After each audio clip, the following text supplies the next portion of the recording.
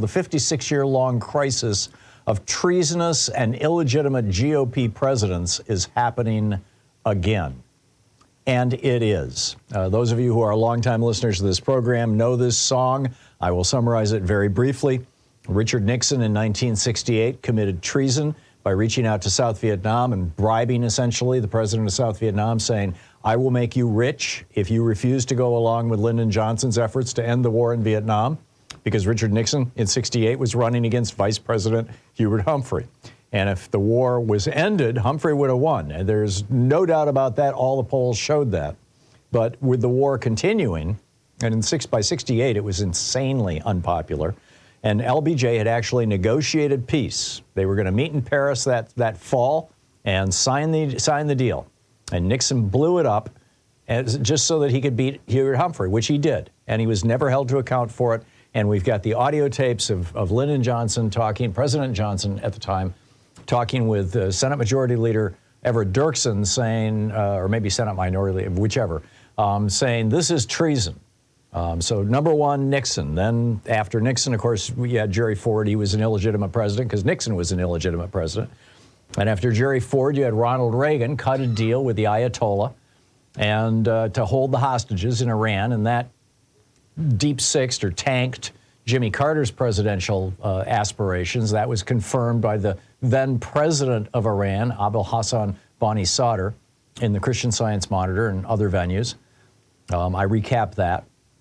And then George Herbert Walker Bush, when the word was out, when in 1986 they got busted for the October surprise Iran-Contra, for selling those weapons to Iran in exchange for holding the hostages.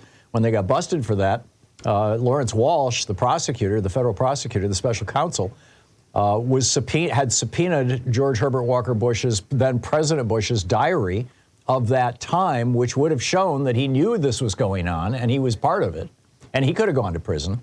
And so his Attorney General, Bill Barr, said, oh, well, just pardon all of them, which he did on Christmas Day, or the Christmas Eve, actually, in 1992. And that was the end of that. So, another, that and the Willie Horton ads, another illegitimate president. And then we get, after Reagan, we get George W. Bush, who down in Florida, his brother throws 70,000, between 57,000 and 90,000. The numbers are still in dispute. At least 57,000 people off the voting rolls in Florida. And, as a result of that, in theory, they were, George W. Bush won the election by 537 votes, but there's a huge caveat. First off, in Bush v. Gore, the Supreme Court stepped in because there was going to be a recount of all of the ballots in Florida in 2000. And this was ordered by the state Supreme Court.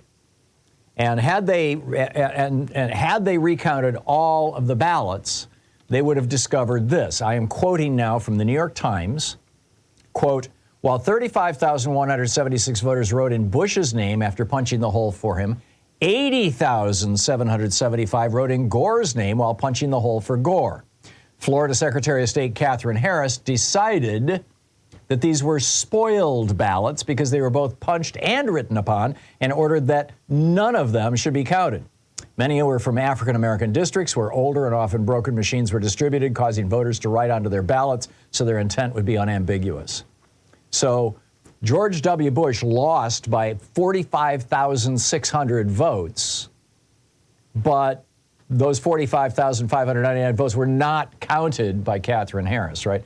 And then, of course, the Supreme Court stopped the counting of the actual ballots, which would have discovered those 45,000.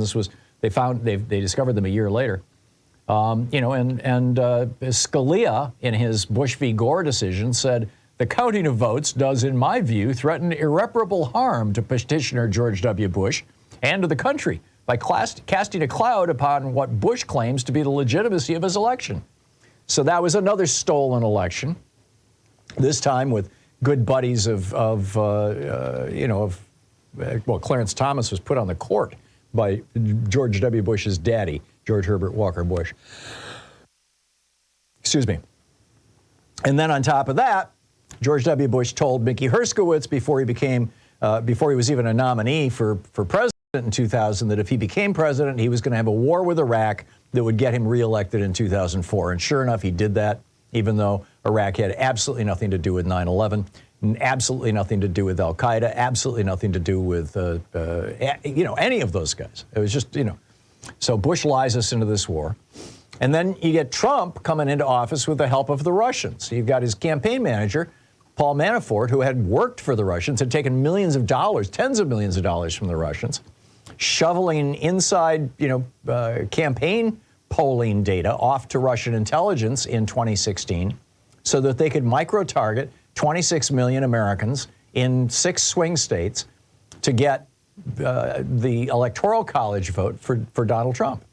And that's how he became president in 2016. And now Trump knows that Russia made him president in 2016 without that help, without the millions of dollars that Putin spent, and the literally over 120 million impressions created by the posts, the social media posts from the from the Internet Research Bureau, the Russian intelligence arm, pretending to be Americans, mostly on Facebook, but also on Twitter. Had it not happened, Trump would never become president, and Trump knows that. And he wants Putin to do it again. And so now Trump is saying to Republicans, don't you dare send any aid to Ukraine, and don't you dare do anything about the southern border crisis, because I owe Putin, and I want to hand him Ukraine so that he'll help me out in this election, and I want to run on the border crisis, and so don't fix it. Wait for me. And Mitch McConnell now, just like he did with Merrick Garland's nomination, that was over 400 days that Mitch McConnell sat on that nomination. People say, well, Ukraine, the election is 11 months away. I mean, he can't hold out that long. Well, he did. He held out that long for the Supreme Court. So now Trump is trying to exacerbate this crisis on our southern border and screw Ukraine in a way that's going to lead to mass casualties and disrupt the international order, all to give Putin what he wants, the same way Nixon used Vietnam, Reagan used Iran, and Bush used Iraq just to win a damn election. We should not allow this to happen anymore. We have been badly treated, shall we say, by 6 Republican presidents, 5 illegitimate Republican presidents now. So call your members of Congress and tell them that, it's time for Congress to pass border security, aid to Ukraine, aid to Israel. Get this done. It looks like it's coming out of the Senate. You've got people like Tom Tillis, who I'm no big fan of, but, the Republican senator from South Carolina, and Mitt Romney, the Republican senator from Utah, just coming right out and saying, this idea of Donald Trump's to kill this legislation just because he thinks it'll help him politically is wrong. It's not good for the nation. It's not good for Ukraine. It's not good for world peace, frankly.